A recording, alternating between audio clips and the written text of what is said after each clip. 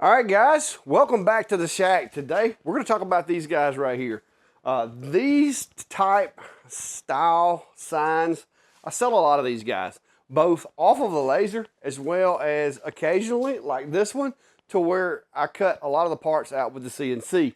Now, this is an easy project that is pretty much in a very high demand here where I'm at. And once you get into the market and you get your name out there, these things sell like hotcakes over Facebook. I have made some contacts with party planners and event planners and things like that. And so that does help drive traffic to me because those folks want custom stuff like this that they can send me a picture or just tell me what they want and I can turn it out for them relatively quick. I try to do these within about a week turnaround, which is really fast, but I have found that a lot of these party planners don't have a lot of time to work with. So if this is a project that you think you might could capitalize on to help benefit your shop, stick around and we're going to talk more about it.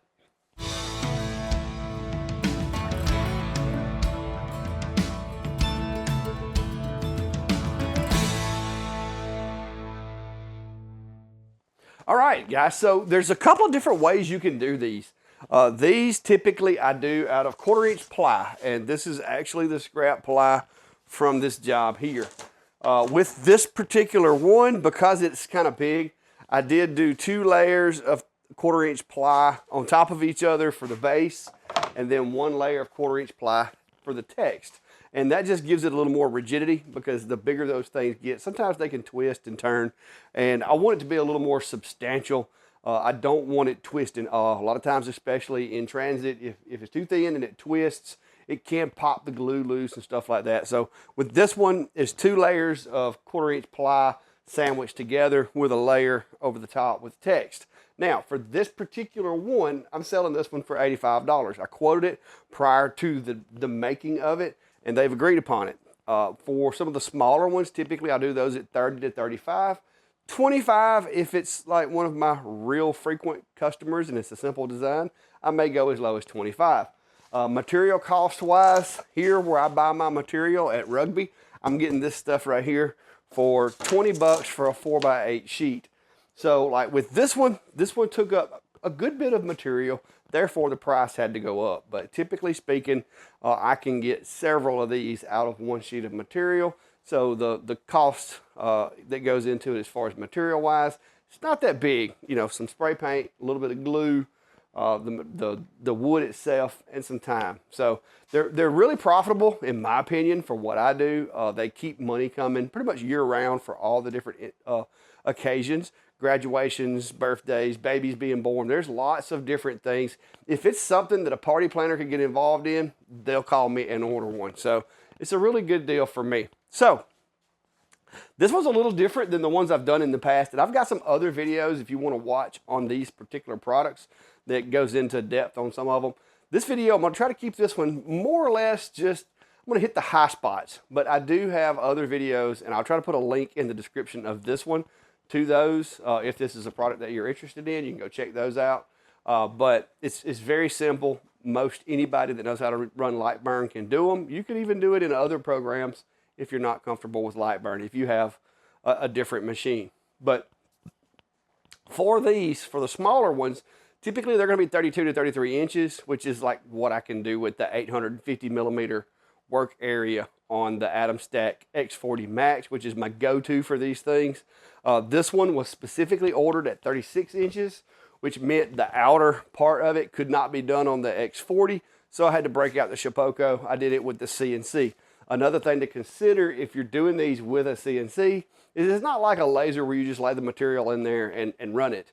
With the CNC, you are going to have some added time and possibly even some added materials because you're either going to have to tape it to the bed, screw it to the bed, use clamps, whatever you do, you're going to have to make sure it's secure. I do recommend with 1/4-inch material, always use a downcut bit with sheets like this. Because with a downcut bit, the one thing that I do like, and you'll see in the video of me making this one, the downcut bit puts downward pressure on the material. Anything that will pull up on thin material like that can actually cause it to break loose from the bed, and it'll suck it all the way up into the bit. And even as the gantry raises up, it's going to cause a mess. So when possible, please use a downcut bit for thinner materials like this. Save yourself some headache. I've learned that lesson for you. Downcuts are your friend. For my cutting, I use a mini downcut mini Jenny, the Downtown Jenny Mini. That's a mouthful. Over at Cody's, it's an 1/8 inch downcut bit that Cody over at Cadence Manufacturing makes. And for the line engrave that I did on here, I actually used a 60-degree V-bit, which Cody's 60-degree V-bits are also downshear bits. So those work well with materials if you have, a masking over it, but it also helps to keep from sucking that thin material up into the spindle, because it does happen. But yeah, other than that, the letters I did in the laser, but I did have to modify the file and do some node editing in order to get it all on one sheet. So I'm going to kind of walk you through the process of making it real quick and try to wrap things up. So let's move over to the computer and get started. All right, guys, this is going to be quick, so pay attention. Here we go. All right, so for this project, one of the things that I did is I used this Adelia font. Everybody's been asking me about that. Now, with this font, I use a really big text. Now, this is not going to be the exact file that I used because I just want to reconstruct it and show you guys. I'm doing this kind of after the fact. But we're going to go ahead and I'm going to reconstruct it the way that it was built. Of course, is I had two sets of text. I got thee and I got Smith's. Of course, I shrunk this down and I just kind of set it over in here because I like for things to kind of flow together. All right, so once you get that done, the text, and like I said, I'm scaling this up once I get it designed. I don't ever worry about the scale of things until I get the design look the way I want it to look. All right, so I'm going to group all of this stuff together right here. The way that I make the background, the piece that the text is glued to, of course, is just to select that. I use the offset tool, and depending on how big you want the background to be from the edge of the material, you just hit that, change the offset, hit OK. Now I'm going to change that to a red cut line. And also I'm going to ungroup it because what I don't want is I don't want these little cuts inside here. So I'm going to go ahead and ungroup it and delete all of those. You don't want any holes cut into the design. Now, you may have noticed that over on the CNC, I did this a little different. Now, you're going to want to resize this too. The way to resize it, like if I wanted it to be, let's say 900 millimeters, which is going to be bigger than the laser can cut. So I'm going to hit that. And I'm going to size this up to 900. I'm going to leave the aspect ratio and everything set. And that's going to size it up to 900, which is about where I set this one. And you can see why I had a little bit of trouble with the design being cut on the laser. So once I do that, for the CNC file, I'm going to take this. I'm going to convert that over to a line. And all I'm going to do is export this right here as an SVG. And you can see here's the SVG that I exported to bring into Vectric to do the cut with the engrave over there. And in Vectric, basically, I'll show you how I'm going to set that up. But we're going to go ahead and show you the parts of LightBurn in here.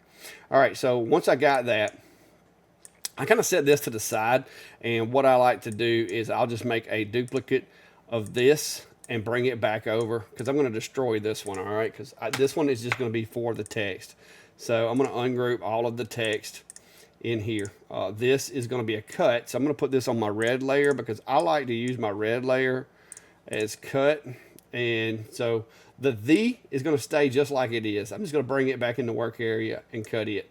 But with this Smith's, the way the text is and everything and the size that I made it, it's not going to fit in my work area the way that it is designed here. So the way that I go about fixing this problem is I'm going to select this. I'm going to convert it to a path. What that does is it changes it from a text to a path. So now it's just all a bunch of artwork and so forth so I can edit the nodes. I'm going to come in here in the node editor, and what I'm going to do is I'm going to come in and I'm going to hover over that node there, and I'm going to hit the letter B on the keyboard to break this. All right, so now I've got it broken so that now I've got this one little piece over here is independent of this piece over here. But what I got to do is I got to close these two shapes because I got this opening right here. So I'm going to grab the pencil and I'm going to go into these nodes up here where that line was broken, and I'm going to put this little line there. All right, if you'll notice, it automatically attached that little line to this shape. So this shape over here is now corrected. Like it's actually closed. So I'm going to do another line. Same thing. I'm going to bring it, and I'm going to kind of let it automatically kind of hook up. You'll notice the cursor changes, and it hook up right there. To get it to quit drawing lines, just right click on the mouse and it'll stop. So now what I've got is I've got this line over here, and I've got this shape over here. Both of them are two independent shapes. So now that I've got this separated, I'm going to take and select all of this, and I'm going to group it. And the reason I want to group it is because I've got these little, like this little dot and stuff like that will fall out. And I'm going to move this over here. So you can see I got this part of the text is now separated, so I can like burn those two together if I want.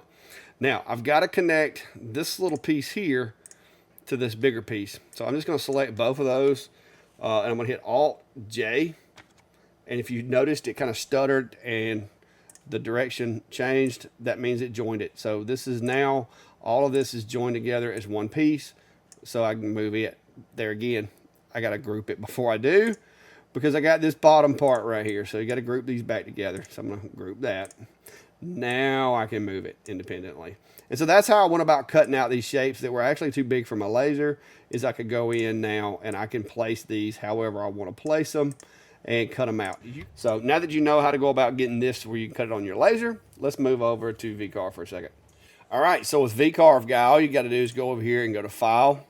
You're going to want to import vector, and you go into that file and it will bring it into your workspace. Brought it in twice now, but it'll bring it in. And so once you get it in here, all you've got to do is assign some tool paths. As you can see here, I've got two tool paths in here. I've got the text, which is going to be that area there. Like I said, I'm running a 3/8 inch 60-degree V-bit groovy. I'm only doing that one like 0.75 millimeters deep. I just use that as a reference for where to attach the text itself. And then of course the other one is the cut. This is 4.7 millimeter material. I'm running at 4.8 just to get a push all the way through the material, because if not, the veneer on the back of this stuff will rip out really bad.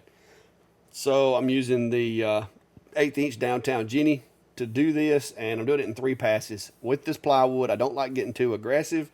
It's not going to take that long, but if you get too aggressive, you will rip the veneer off the plywood and ruin material and have to start over. So it's better to go a little slow than it is to go too fast. So that's the process for that. Let's get started making this project, guys.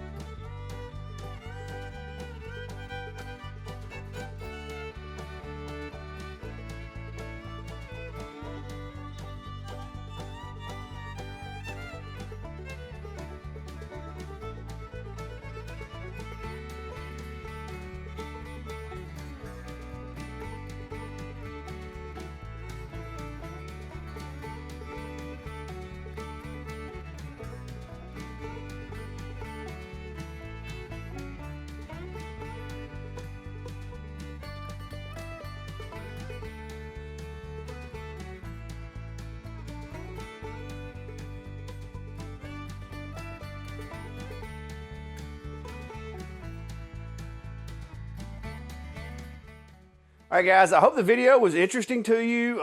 Maybe you learned something. Come up with a product line that you might be adding to your shop. Like I said, I do, like this week I've gotten, I've gotten order for 3 of these this week.